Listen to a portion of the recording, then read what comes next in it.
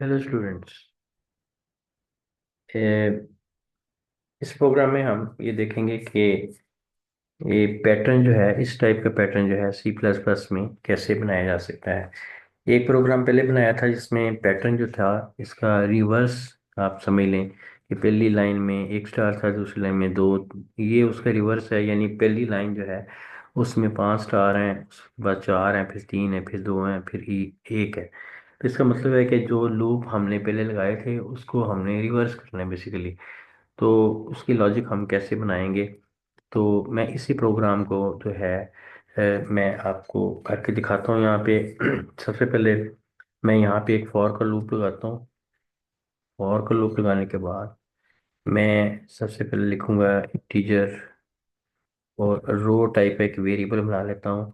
और इसको मैं इस दफ़ा जो है 1 साइन नहीं करूँगा, मैं इसमें वो वैल्यू साइन करूँगा जो मैक्सिमम पहले होगी।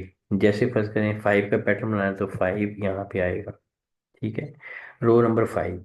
रो नंबर 5 के बाद हम इसमें डिक्रीमेंट करेंगे, फिर रो नंबर 4 हो जाएगी, फिर 3, फिर 2, फिर 1। ठीक है, तो row is less greater than equal to कहाँ तक जाए, रो 1 तक जाए, और रो जो है वो माइनस माइनस होती जाए। ठीक है जी। अब क्योंकि हमने इसको ऐसे करना है कि पहली रो में 5 आए, दूसरी रो में 4, फिर 3, फिर 2, फिर 1, तो इसको रिवर्स लगाना पड़ेगा। उसके बाद हमने इसका ब्लॉक ऑफ कोड जो है वो लिख लिया। नेक्स्ट, ये तो रो की बात होगी, अब कॉलम की बात कर लेते हैं। फॉर कॉलम के लिए आपने फिर एक और वेरिएबल बनाया कॉलम का। ठीक है, इक्वल टू 1। और कॉलम जो है वो कहाँ तक जाए, लेस देन इक्वल टू रो तक जाए।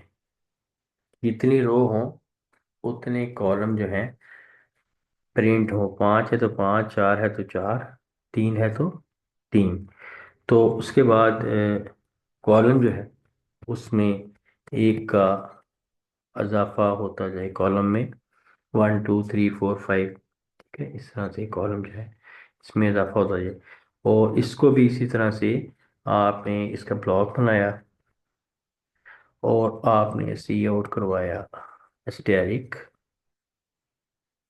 राइट। और इस स्टैरिक करवाने के बाद जब ये सारे स्टैरिक प्रिंट हो गए, तो फिर आपने ये इंटरनल लूप जो है इससे बाहर है। इंटरनल लूप कौन सा है, ये वाला, ये इंटरनल लूप है। ठीक है, इसका मतलब ये है कि अगर रो की वैल्यू 5 है तो ये लेस देन इक्वल टू रो तक चलेगा, यानी 5 टाइम ये लूप जो है चलेगा। रो की वैल्यू 5 होने पे कॉलम जो है 1 से लेके 5 तक चलेगा। इसका मतलब ये है इंटरनल लूप का। उसके बाद आपने इसको ज़ाहिर है एंड लाइन भी करवाना है, ताकि जो है एक ही लाइन में स्टैटिक प्रिंट ना हो जाए। तो इसके लिए जैसे मैंने बताया था \n यूज़ कर लें, या आप एंड लाइन यूज़ कर लें। तो आपकी मर्ज़ी है, एंड लाइन यूज़ करना है तो आप एंड लाइन भी यूज़ कर सकते हैं।